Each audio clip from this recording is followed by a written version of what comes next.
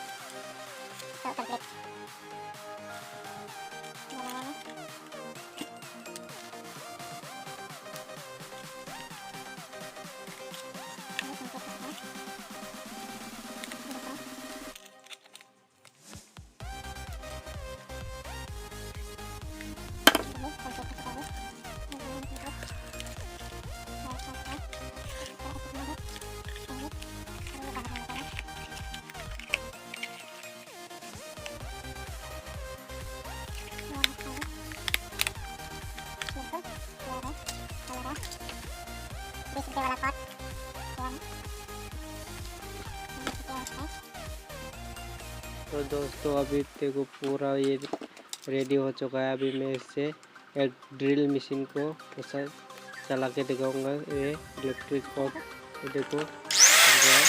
तो आप लोग जल्दी से लाइक और सब्सक्राइब कर दो। आपका छोटा भाई का यूट्यूब चैनल है। तो